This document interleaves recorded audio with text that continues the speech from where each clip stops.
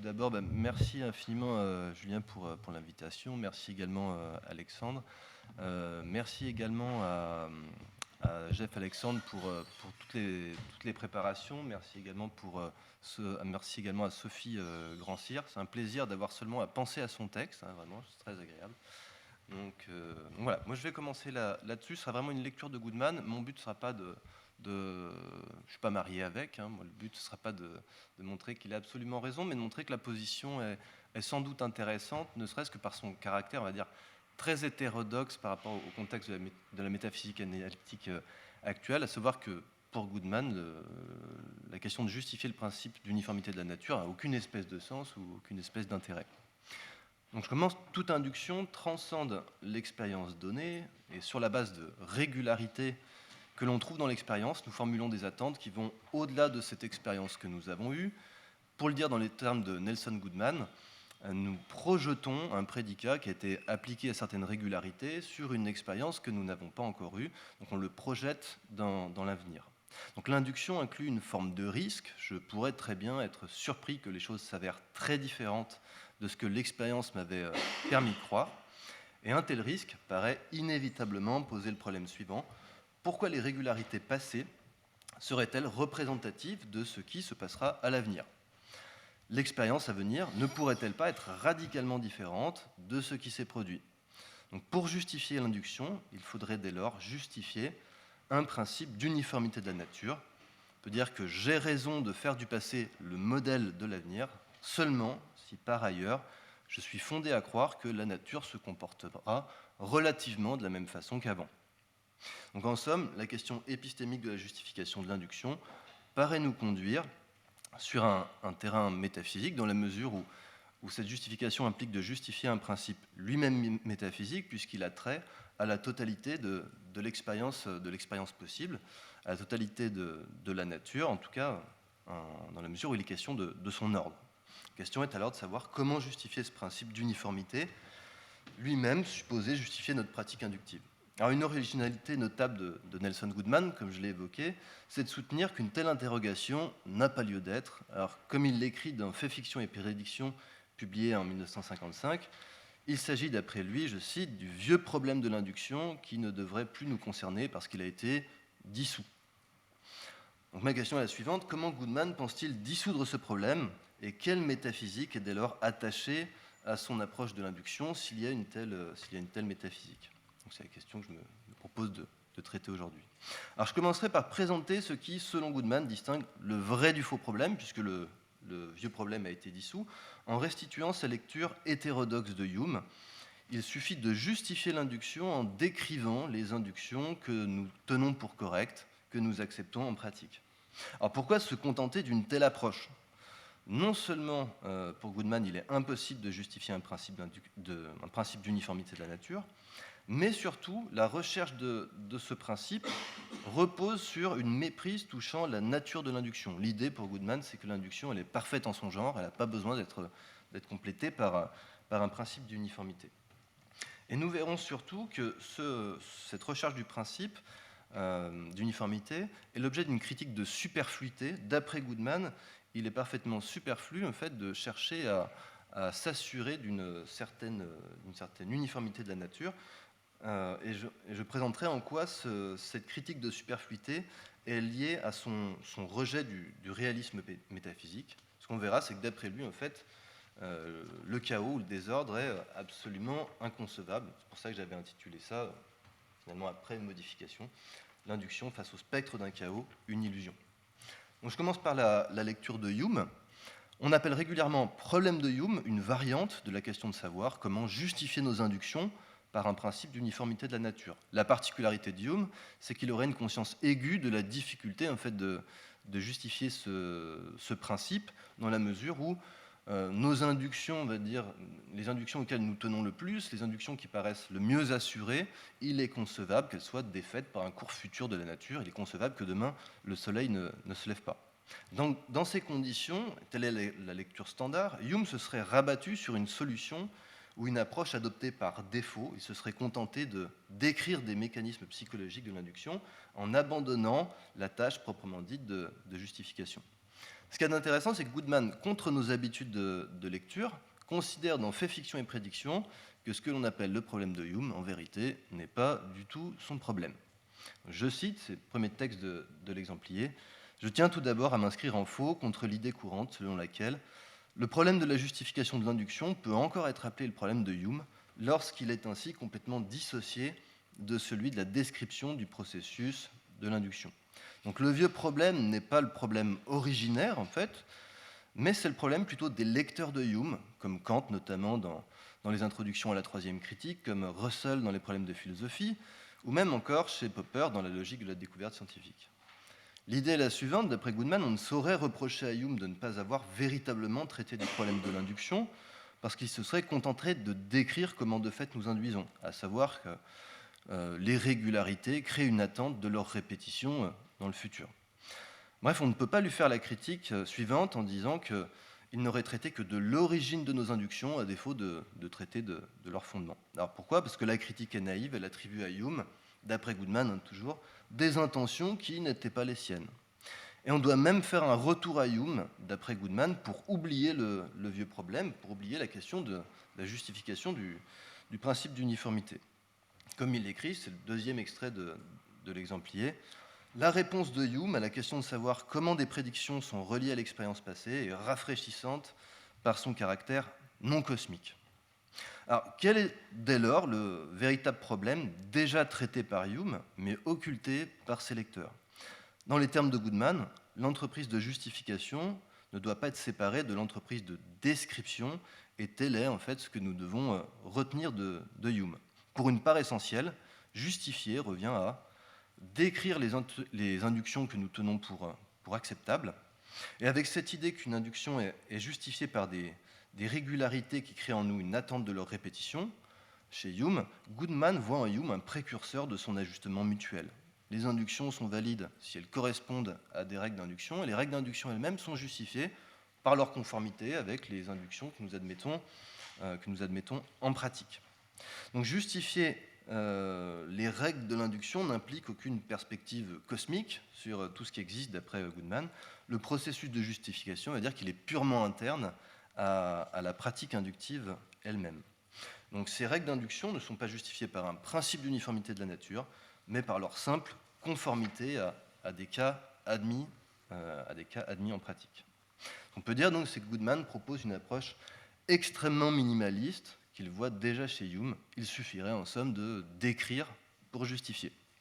La question qui se pose immédiatement est alors de savoir pourquoi ce serait un faux problème que de chercher un principe d'uniformité de la nature, et pourquoi est-ce qu'il serait suffisant de décrire les inductions que nous acceptons s'il ne paraît pas exclu qu'elles puissent être défaites par un cours extraordinaire de la nature. Donc dans Fait, fiction et prédiction, et là je vais m'arrêter sur le troisième extrait dans l'exemplier, Goodman commence par faire un bref récit des échecs de ceux qui ont tenté de justifier le principe d'uniformité de la nature, et on appréciera ici le caractère extrêmement polémique, je dirais même mal poli du passage. Je cite, « Il m'est permis de croire que la justification de l'induction a soulevé autant de discussions stériles que tout autre problème à moitié respectable en philosophie moderne. L'auteur typique aborde habituellement ce sujet en faisant valoir qu'il faut trouver un moyen de justifier les prédictions. Il ajoute que pour y parvenir, il est nécessaire de s'appuyer sur une sorte de loi universelle proclamant l'uniformité de la nature, se demandant ensuite comment justifier ce principe universel lui-même. À ce stade, s'il est un peu fatigué, il en vient à la conclusion qu'il faut admettre ce principe à titre de supposition indispensable. Si toutefois il dispose encore de quelques réserves d'énergie et d'imagination, il s'efforce d'établir une justification subtile, mais une telle démarche ne satisfait que rarement quelqu'un en dehors de l'auteur, et il serait vraiment insensé, à un moment au contraire où l'on cherche à justifier des prédictions, de recourir alors à une hypothèse non confirmée et peut-être douteuse. » Fin de la citation. Donc ce qu'on peut dire, c'est que les échecs ne sont pas des accidents pour Goodman, puisque la démarche est vouée à l'échec, si bien qu'il est impossible de justifier le principe d'uniformité de la nature. Donc ce principe, ce qu'on peut dire, c'est qu'il est recherché pour sa généralité maximale, en ce qu'il a trait à toute expérience possible, en ce qu'il est cosmique, pour reprendre l'expression de Goodman. Enfin, c'est la raison pour laquelle nous le recherchons, et nous le recherchons pour justifier que nous projetions le motif que l'on trouve dans une régularité sur un segment de l'expérience possible. Donc les désirables pour cette raison. Mais c'est pour cette raison également qu'il est impossible à justifier d'après Goodman. Sa généralité maximale le rend plus douteux que les inductions particulières qu'il est supposé justifier.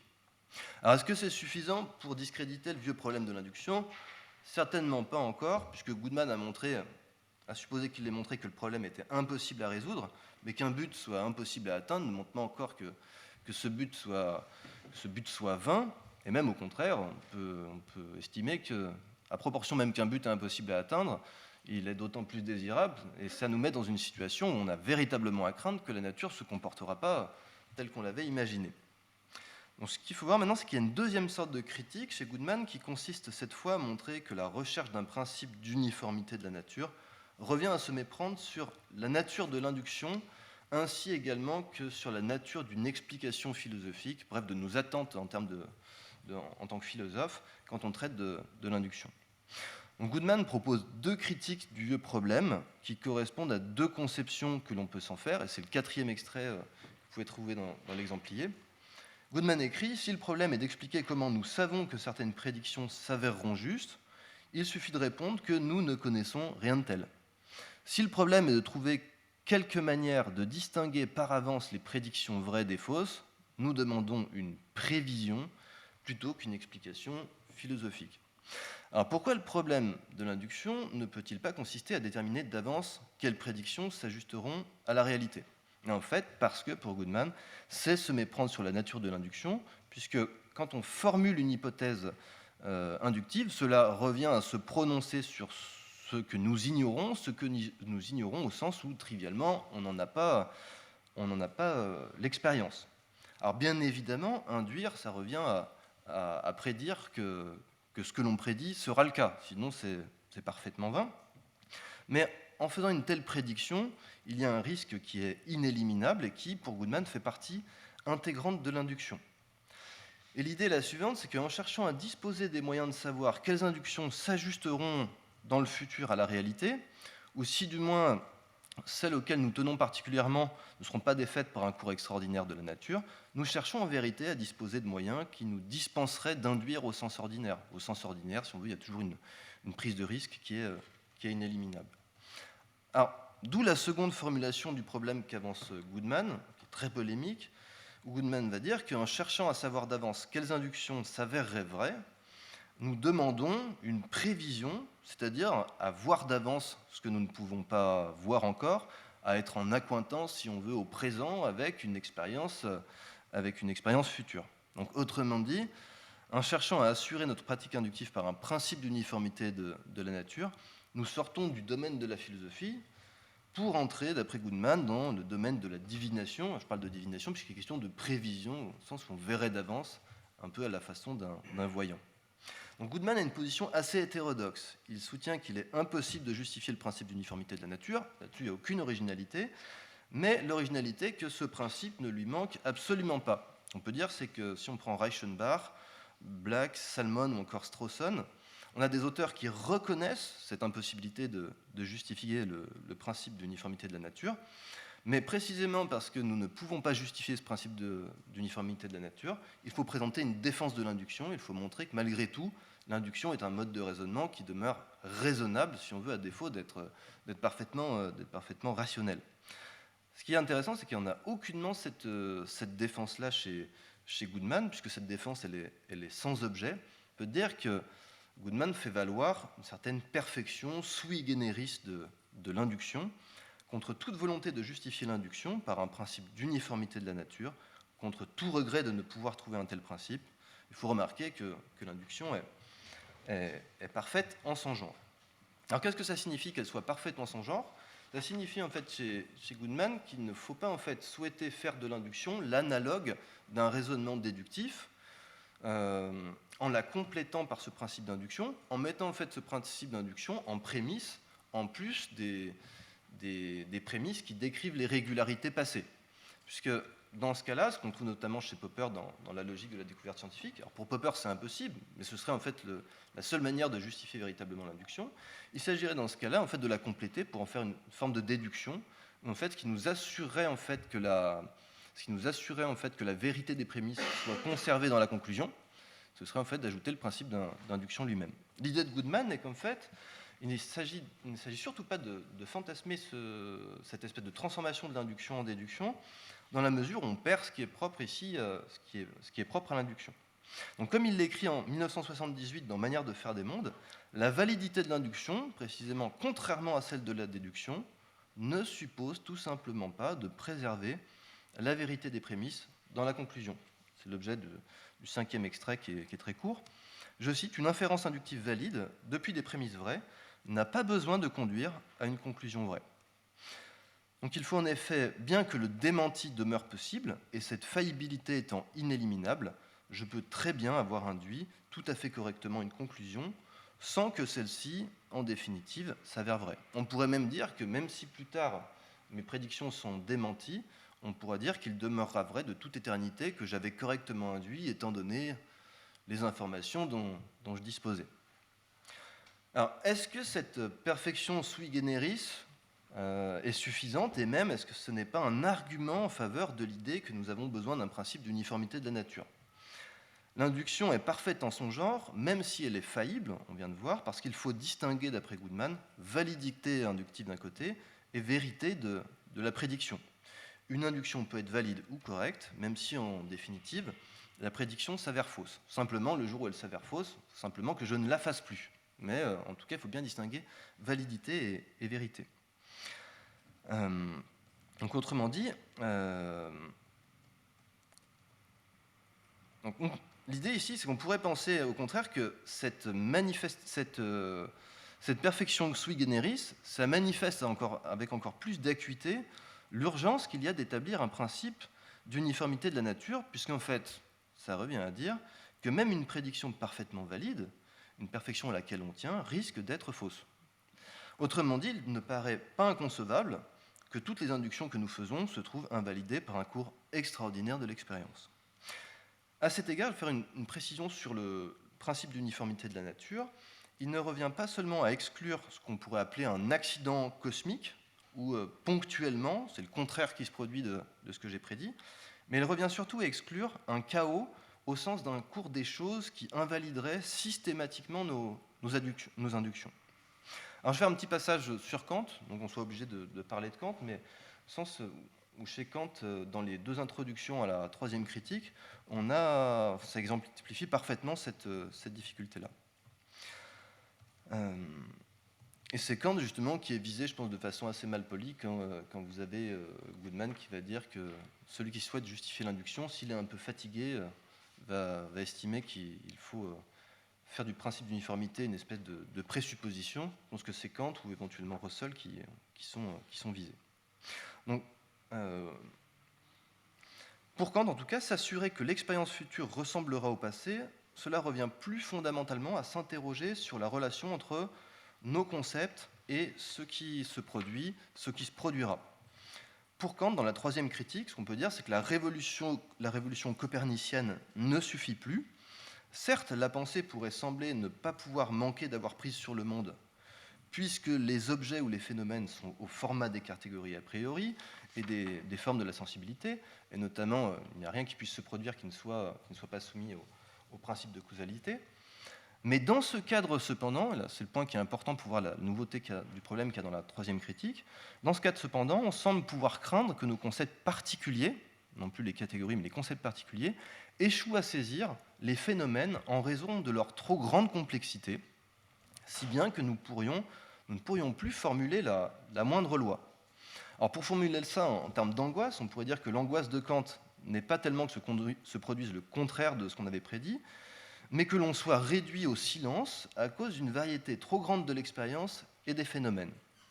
Ainsi faut-il non seulement que l'on soit assuré contre une sorte de surprise cosmique ponctuelle qui irait à l'encontre de ce qu'on prédit, mais aussi il faudrait être assuré contre un chaos systématique de l'expérience qui rende impossible à conceptualiser cette expérience.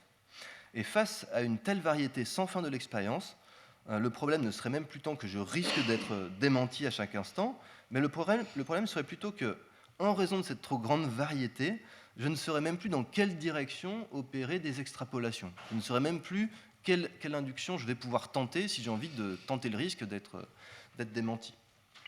Donc la question de la justification de l'induction paraît nous conduire sur le terrain de la métaphysique, mais d'une façon nouvelle cette fois-ci. Il s'agit non seulement de disposer d'un point de vue cosmique sur la totalité de ce qui est, mais surtout de s'engager sur le terrain d'un certain réalisme métaphysique, puisque l'enjeu n'est plus tellement de connaître la nature dans sa totalité, en s'assurant de sa relative stabilité, mais ici, il s'agit de connaître ces entités et de savoir si les entités qui la composent ne vont pas donner lieu à une variété de l'expérience qui soit si importante que je ne puisse pas la conceptualiser et que je ne parvienne plus à formuler la moindre induction.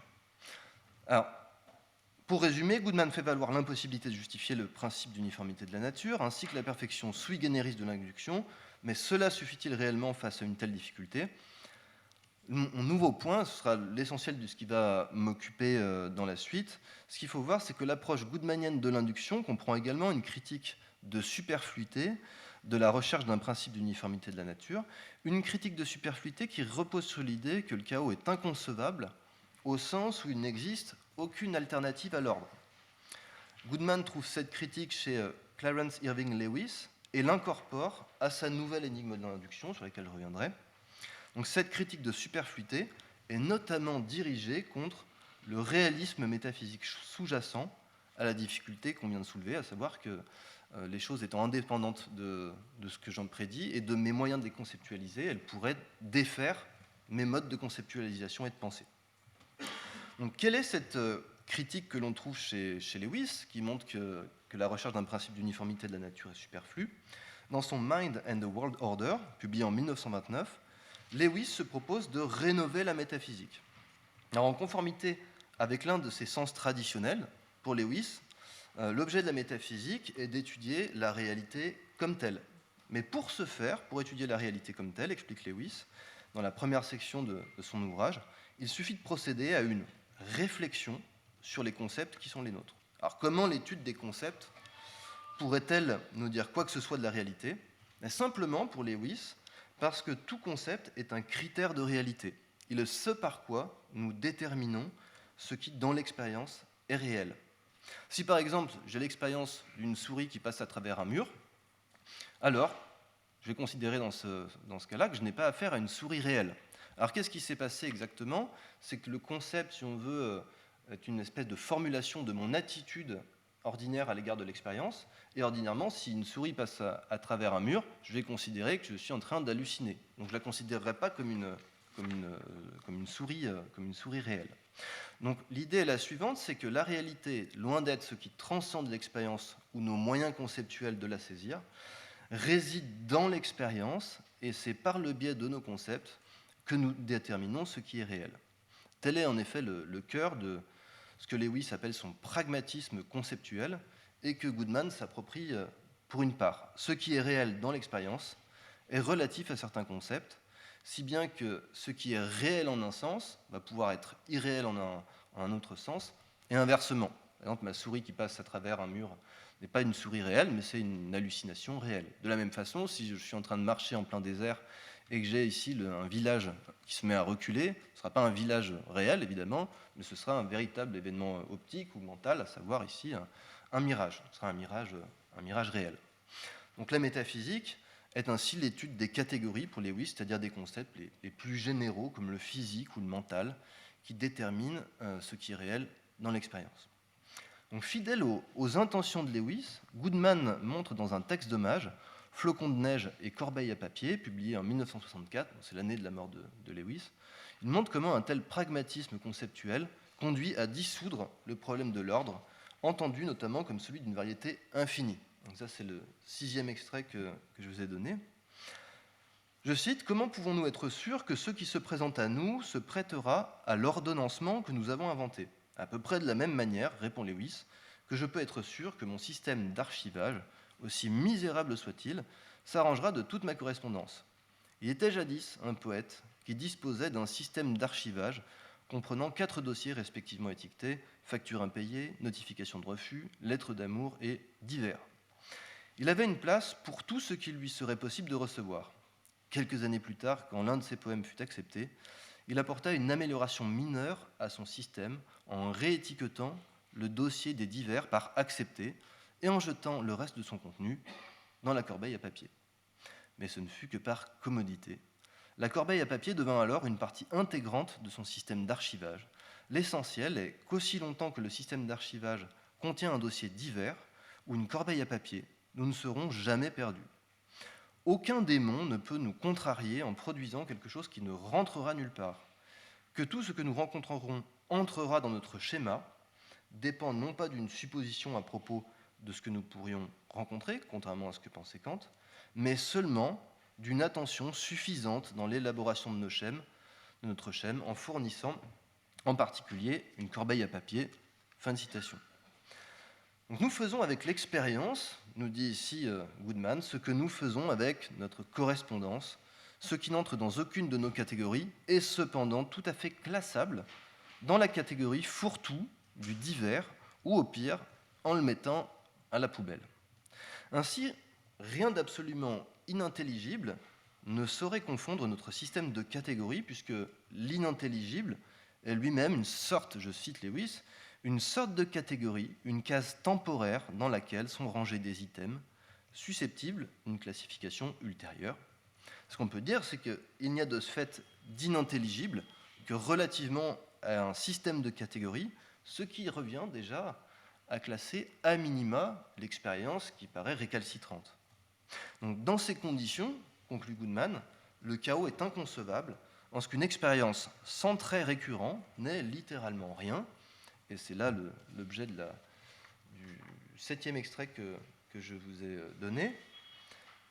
Ce que même avec la pire volonté du monde, ni nous, ni le démon ne pouvons produire cependant, c'est le chaos intégral. Dans certains de ses passages les plus mémorables, Lewis soutient que le chaos est impossible.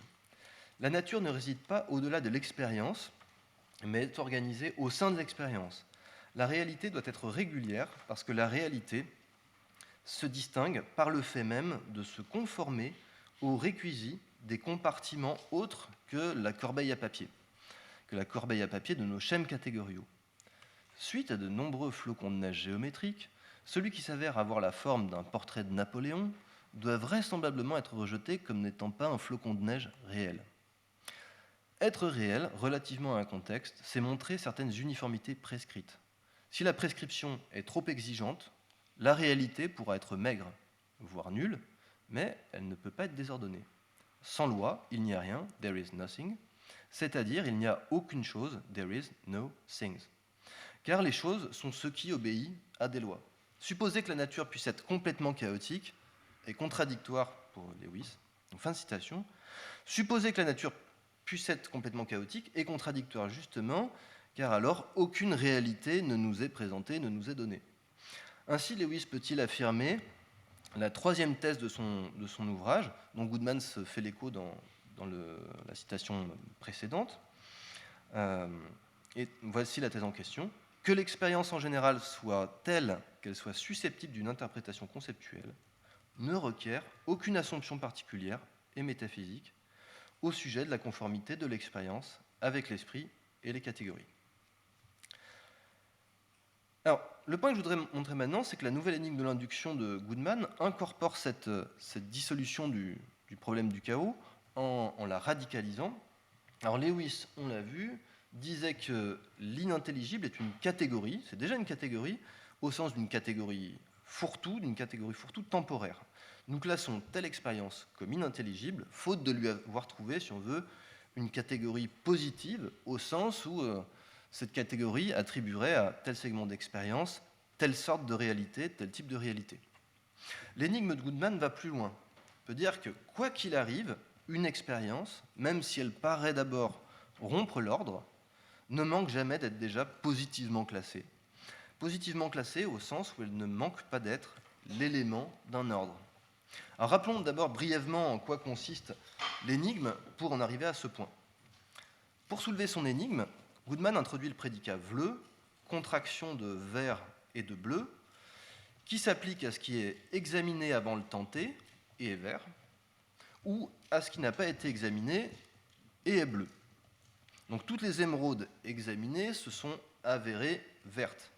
Partant de cette régularité, je semble fondé à projeter le prédicat vert sur l'ensemble complet des émeraudes.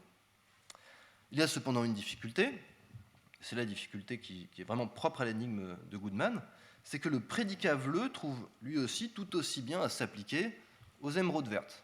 Précisément, comme elles sont vertes, elles sont également vleues, pour ainsi dire, et de ce point de vue-là, je semble également fondé à projeter le prédicat vleu.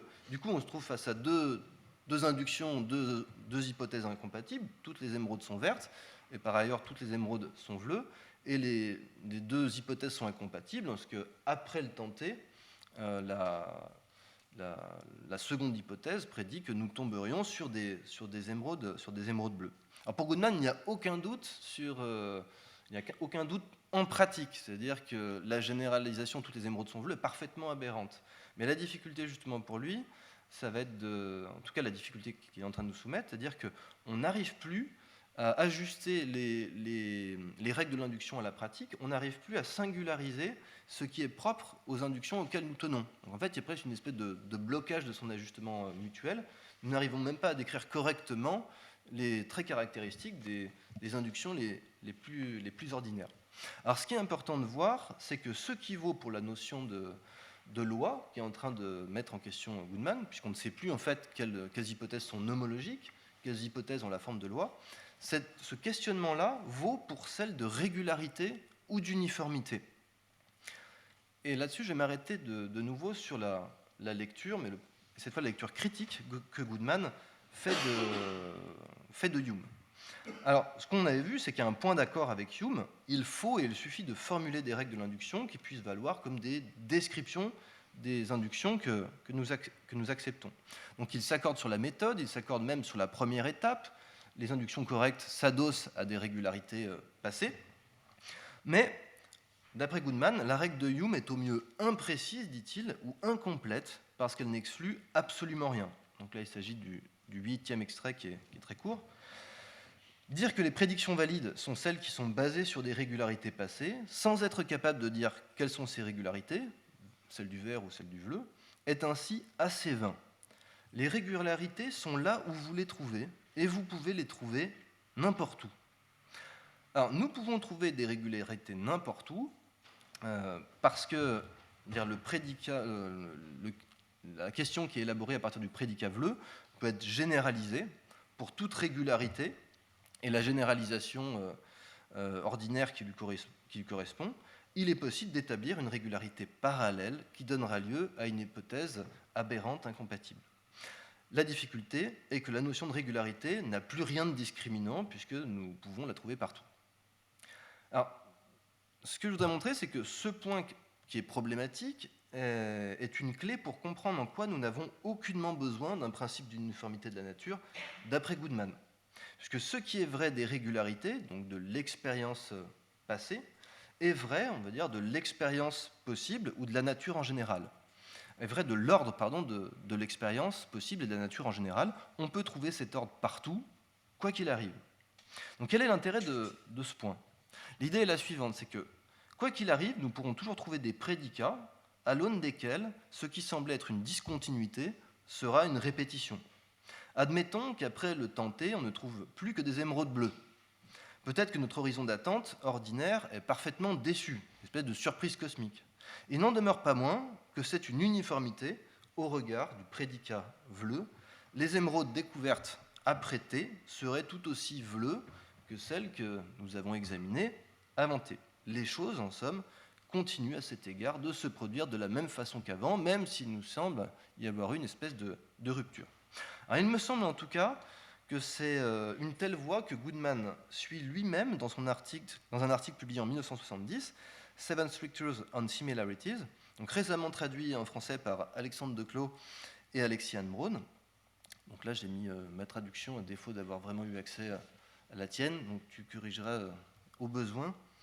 Donc le principe d'uniformité de la nature devient superflu, cette fois-ci, au motif qu'il est impossible qu'il soit démenti. Cette fois-ci, c'est le 9e extrait, le plus long que j'ai mis en entier, parce que ça me semble vraiment être la partie un peu essentielle de la contribution de Goodman au débat. Donc je cite, « Que le futur soit semblable au passé est souvent vu comme tout à fait douteux. Il s'agirait d'une assumption nécessaire pour la science et pour la vie, mais probablement fausse, et justifiable au prix des plus grandes difficultés s'il en fut jamais. Je suis heureux d'être en mesure de vous offrir ici quelque chose de positif. Tous ces doutes et tracas sont inutiles. Je peux vous assurer en toute certitude que le futur sera semblable au passé. Je ne sais pas si vous trouvez cela réconfortant ou désespérant, mais avant de vous déterminer à choisir la célébration ou le suicide, je dois ajouter que, tandis que je suis sûr que le futur sera comme le passé, je ne suis pas sûr de la manière dont il sera semblable au passé. Quoi qu'il arrive, le futur sera d'une certaine manière semblable au passé. Laissez-moi illustrer ce point, poursuit Goodman. Supposons que nous étudions la relation entre deux variables, disons la pression et le volume ou la température et la conductivité, pour un matériau donné. Nous obtenons les données reportées par des points sans étiquette dans la figure 4. Où devons-nous nous attendre à ce que soit le prochain point? Peut-être en A, puisque A est pareil aux autres points en tombant sur la même ligne droite. Mais B est pareil au point précédent en tombant sur la même ligne courbe, la ligne brisée, ainsi que sur beaucoup d'autres. Et en effet, toute valeur de Y ou X égale K serait pareille à tous les autres points tombant sur quelques courbes identiques. Ainsi, nos prédictions ne peuvent pas se baser sur le principe simple suivant lequel le futur sera semblable au passé. La question est celle de savoir de quelle façon ce qui est prédit est semblable à ce qui a déjà été trouvé. Fin de citation. Donc pour reprendre une autre formule polémique de Goodman, il est inutile de nous assurer que la nature veuille continuer à jouer fair play avec nos inductions. Quoi qu'il advienne, le principe d'uniformité ne sera jamais démenti parce que toute irrégularité eu égard à tel parcours de valeur est une uniformité à l'égard d'un autre. L'argument en somme le suivant, si on s'arrête sur son diagramme, puisque dans un repère cartésien, par les points symbolisant les données empiriques peuvent passer un nombre indéfini des parcours de valeurs de fonctions différentes, quoi qu'il arrive à l'avenir, il se trouve toujours un parcours de valeurs ou une fonction à l'égard desquelles le futur ressemble au passé. Inutile ainsi de craindre que l'induction doive faire face à un chaos. Celui-ci est une chimère parce qu'il ne saurait exister d'alternative à l'ordre. Alors, cette critique suffit-elle pour discréditer la recherche d'un principe d'uniformité de la nature? Deux éléments semblent pouvoir nous conduire à en douter dans un premier temps. Alors, d'abord, la dissolution proposée par Goodman fait intervenir une pluralité d'ordres. Il est toujours un ordre quelconque à l'égard duquel ce qui se produira sera ordonné. Or, c'est là où semble être la difficulté, lorsque nous voulons justifier un principe d'uniformité de la nature, ce n'est pas n'importe quel ordre dont nous souhaitons avoir l'assurance de la pérennité. Ce n'est pas n'importe quel ordre que nous souhaitons justifier. C'est ce qu'on est tenté d'appeler simplement l'ordre de la nature. Ensuite, un des nerfs, deuxième difficulté de la critique de Goodman, est de faire valoir que l'ordre est relatif au prédicat utilisé, vert ou bleu, ou plus généralement à la notation utilisée, tel parcours de valeur. Or, ce qu'on peut dire, c'est que les prédicats sont vrais ou faux de ce à quoi nous les appliquons. Et l'avenir rendra vrai ou faux ces prédicats tels que nous les projetons. C'est l'avenir, c'est l'expérience future qui rendra vrai ou fausse nos prédictions. Donc le cours des choses paraît bien être premier par rapport aux prédicats que nous projetons. Et ainsi, ce qu'on peut dire, c'est que dans le cadre de l'induction, nous semblons assez spontanément adhérer au réalisme métaphysique. Si le cours des choses peut valider ou invalider ce que j'avais prédit, n'est-ce pas précisément parce que le monde et l'ordre qui le caractérise sont tout à fait indépendants de notre façon de nous y rapporter. Donc, prise ensemble, ce sera là en tout cas mes derniers points, prise ensemble, la nouvelle énigme de l'induction et sa solution nous apprennent que c'est le contraire qui est vrai, contraire en fait de cette intuition que nous avons de la vérité d'un réalisme métaphysique. Le cours des choses peut confirmer nos prédictions ou à l'avenir les invalider parce que ce que nous sommes tentés d'appeler le cours de la nature, le cours des choses, est pour l'essentiel relatif à notre pratique inductive. Donc l'espèce d'originalité de Goodman, c'est-à-dire que le monde pourra répondre de ce que nous en disons, pourra valider ou invalider ce qu'on en dit, parce que pour l'essentiel, si on veut, la structure de l'expérience est relative aux prédicats que nous utilisons. Alors, tel est ce que Goodman formule explicitement à travers la solution qu'il donne à son énigme. Alors, les prédicats projetables, c'est là la solution, n'ont rien de particulier, à part qu'ils ont été plus régulièrement projetés que les prédicats concurrents. Ainsi, préférera-t-on projeter vert dit Goodman, plutôt que vleu, parce que le premier a plus régulièrement été projeté pour formuler nos attentes. En ce sens, dit Goodman, on choisit les prédicats implantés. Alors ce qu'il faut entendre, c'est implanté dans notre pratique inductive. Dès lors, la régularité du ver appartient à l'ordre du monde plutôt que la régularité du vleu, parce que la première est établie au moyen d'un prédicat ver qui a régulièrement servi à formuler nos attentes.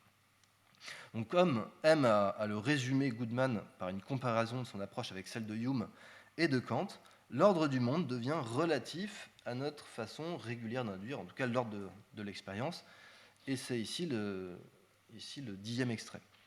Donc je cite, « Comme Hume, nous en appelons aux récurrences passées, mais aussi bien aux récurrences dans l'usage explicite des termes qu'aux traits récurrents de ce qui est observé. Un peu comme Kant, nous disons que la validité inductive dépend non seulement de ce qui est présenté, mais aussi de la façon dont cela est organisé. Mais l'organisation dont il est question est effectuée par l'usage du langage et n'est attribuée à rien d'inéluctable ou d'immuable dans la cognition humaine. » Pour le dire de façon très relâchée, en réponse à la question de savoir ce qui distingue les traits récurrents de l'expérience qui soutiennent les projections valides et ceux qui ne le font pas, je suggère que les premiers sont des traits pour lesquels nous avons adopté des prédicats que nous avons l'habitude de projeter.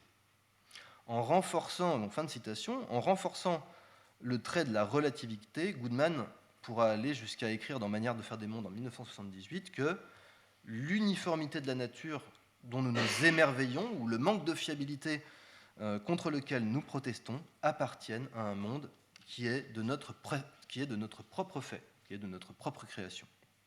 Donc ce n'est curieusement qu'à la condition d'être en ce sens relatif à notre pratique inductive que le cours des choses pourra déterminer la correction de nos inductions. Donc que l'on revienne justement sur la critique que Goodman adresse à Hume. Que s'est-il régulièrement passé? Rien, en vérité, dirait Goodman, aussi longtemps qu'on n'a pas précisé le prédicat utilisé. Les émeraudes sont régulièrement vertes ou bleues, suivant le prédicat utilisé. Quels sont les faits à partir desquels réaliser des extrapolations? On peut dire que dans le cadre de l'énigme, c'est une telle notion de fait, supposée être premier dans le temps et logiquement par rapport à nos extrapolations, qui devient problématique. En tant que vert s'applique régulièrement aux émeraudes, c'est un fait qu'elles sont vertes. En tant que c'est également bleu qui s'applique, c'est un fait qu'elles sont bleues. Cependant, le fait que les émeraudes ont régulièrement été vertes confirme la généralisation qui lui correspond, ce qui n'est pas le cas ici de ce qu'on est tenté d'appeler le pseudo-fait du bleu des émeraudes. Alors, où est la différence et comment donner sens à cette différence? Seulement par la référence à l'implantation de certains prédicats dans notre pratique projective, répond Goodman. Sans cela, il n'existe aucun ordre du monde qui puisse valider ou invalider ce que l'on dit.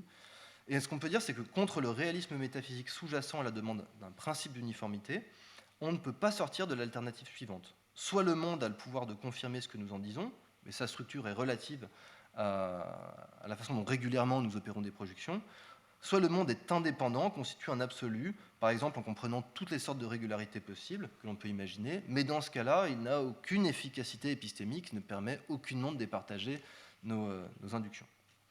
Ainsi donc, ce qu'on peut dire, c'est que l'approche goodmanienne de l'induction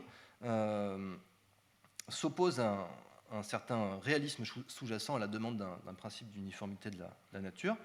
Est-ce qu'on ne peut pas reconnaître une certaine métaphysique à Goodman dans cette approche de l'induction? Alors sans doute que Goodman s'y opposerait pas. Alors, j'avais regardé un peu les occurrences les emplois par Goodman de metaphysical. À chaque fois, c'est un emploi critique. À chaque fois, il est en train de rejeter une position qu'il n'endosse pas, à savoir un réalisme métaphysique ou alors un problème qui lui paraît extrêmement confus et qui ne peut pas être clarifié. Par contre, ce qui est vrai, c'est que dans Manière de faire des mondes, il y a un usage de métaphysique où il le prend à son propre compte, où il va dire justement, ce qu'il faudrait bien voir, c'est que la philosophie de l'art, en fait, relève véritablement de la métaphysique elle-même, ainsi que de l'épistémologie. Alors, il me semble qu'on pourrait faire une remarque sans doute un peu semblable à propos ici de la correction inductive. Alors, l'idée ne serait pas qu'on aurait une métaphysique qui serait en fait distincte, qui serait un savoir spécial, qui serait plus fondamental que notre détermination de la correction inductive. L'idée serait plutôt que la détermination de la correction inductive comprend elle-même une métaphysique qui en fait dépend de cette correction inductive, puisque l'ordre du monde dépend lui-même de cette correction inductive. Alors là, ce sera mon dernier point. Ce qu'il faut bien voir, c'est qu'une telle métaphysique se singulariserait alors par le peu qu'on y tient pour clair. C'est-à-dire que j'ai évoqué tout à l'heure des emplois de metaphysical de la part de Goodman. Et metaphysical, tout ce qui manque de clarté, et notamment on a cet emploi-là dans la conférence qui précède la nouvelle énigme de l'induction, où il va dire justement que certains problèmes sont métaphysiques au sens où on ne peut même pas les clarifier, et donc en ce sens-là, on ne peut même pas les traiter. Alors qu'est-ce qui donc va pouvoir être clair chez Goodman? C'est quoi la base claire à partir de laquelle réaliser des clarifications? La réponse à cette question, elle réside dans son extensionnalisme. C'est-à-dire que pour Goodman, rien n'est clair à part l'extension qui est attachée à un certain prédicat. Rien n'est clair si ce n'est que tel terme trouve à s'appliquer ici ou là, mais pas ailleurs. Rien d'autre n'est clair. Alors c'est clair au sens où pour lui, on n'a même pas à l'expliquer. C'est-à-dire que pour lui, c'est une espèce d'illusion de vouloir expliquer l'application d'un prédicat, puisque dès que je vais mobiliser notamment la notion de propriété, eh bien, en fait, le prédicat s'applique en raison du fait que le prédicat vert s'applique en raison du fait que l'objet a la propriété d'être vert. Goodman va dire, mais la difficulté, c'est que vous avez même... on pourrait dire, la difficulté, c'est que vous avez utilisé le terme même dont il s'agit d'expliquer l'application. Donc on ne fait rien de mieux que se répéter quand on cherche à expliquer, expliquer en fait pourquoi les termes s'appliquent là où ils s'appliquent. Alors il me semble que, donc je fais très vite du coup, il me semble que justement la nouvelle énigme de l'induction, c'est une espèce de mise à l'épreuve une mise à l'épreuve qui, je pense, on gagnerait vraiment à voir un peu la radicalité du geste qui est celui de Goodman. C'est une mise à l'épreuve ici de son extensionnalisme. Il s'agit d'expliquer en fait pourquoi il y a quelque chose qui peut compter comme une partie de l'ordre du monde, la régularité du vert, mais pas autre chose. Alors on se demande comment on peut le faire avec une base aussi restreinte que l'extensionnalisme. Et l'idée de Goodman est de dire que dès que vous allez outrepasser les limites de cet extensionnalisme-là, vous allez avoir affaire à une nouvelle version de l'énigme. Alors, on pourrait dire justement, on pourrait résoudre l'énigme en disant que le vert, précisément, n'est pas une propriété. Pas une propriété du tout, sauf que la notion de propriété, elle engage aussi toujours des inductions. Si je reconnais une propriété, celle d'être verte, à une émeraude, ça veut dire que sous certaines conditions, je m'attends à ce qu'elle manifeste tel ou tel, qu'elle manifeste du vert, qu'elle manifeste du bleu sous un autre éclairage, etc. etc. Donc j'ai certaines attentes. Et donc Goodman va dire que la difficulté, c'est que dès que j'ai une notion qui outrepasse ici l'extensionnalisme, eh bien je me trouve face à une nouvelle version de l'énigme. Il s'agissait de savoir quelles inductions sont les bonnes. Si je réponds en disant qu'il s'agit de privilégier celles qui correspondent aux propriétés des choses, la question va se reposer. Quelle est la différence entre une propriété proprement dite et une propriété qui n'a rien de projetable, une propriété parce que justement, toute propriété engage une induction. Alors, je résume et c'est bon. Alors, j'ai dit au début de cette présentation que contre le projet de justifier l'induction par un principe d'uniformité de la nature, l'approche de Goodman était extrêmement minimaliste. C'est que pour lui, il suffit de formuler des règles qui puissent valoir comme des descriptions en fait des inductions que nous acceptons. Alors, l'approche est minimaliste par rapport à ce que nous aurions été tentés de faire. On aurait été tentés de faire davantage. Il y a une dimension un peu déceptive dans l'approche de Goodman. Mais à mon avis, d'après Goodman, cette approche n'est pas minimaliste, n'est aucunement au sens où on aurait opéré des renoncements. Ce qui est toujours étonnant chez Goodman, c'est sa franche satisfaction à chaque fois de ce qu'il a fait. Ce n'est pas faute de mieux, pas faute de ne pouvoir justifier le principe d'uniformité de la nature, que Goodman considère qu'il faut mutuellement ajuster les règles et la pratique. Peut-être qu'il est impossible de justifier un tel principe du fait de sa généralité maximale, mais comme nous l'avons vu, c'est surtout une erreur parce que ça implique une erreur sur la nature de l'induction. Et surtout, le principe d'uniformité de la nature est inutile en ce que l'approche goodmanienne de l'induction montre, si on veut, l'inanité de tout réalisme métaphysique qui considérerait l'ordre de la nature comme indépendant de notre pratique inductive. Donc s'il y a alors une métaphysique de l'induction chez Goodman, elle n'est pas une discipline plus fondamentale que l'étude de la correction inductive, qui viendrait fonder cette dernière, la métaphysique ne se situe ni après, ni au-delà de l'analyse de la correction inductive. C'est ce qu'on voit quand Goodman va dire que son traitement d'induction va lui permettre de comprendre ce que c'est qu'une espèce naturelle, ou en tout cas il va dire une espèce authentique, pour exclure le réalisme métaphysique, une espèce qu'il appelle genuine. Quand il traite cette question-là, il sait bien qu'il traite un problème classique de métaphysique, mais il le traite comme une espèce de dérivation de sa manière d'avoir traité la correction de l'induction. Donc si métaphysique il y a, elle se trouve à même cette analyse de la correction inductive où rien n'est tenu pour clair, à part la relation de référence.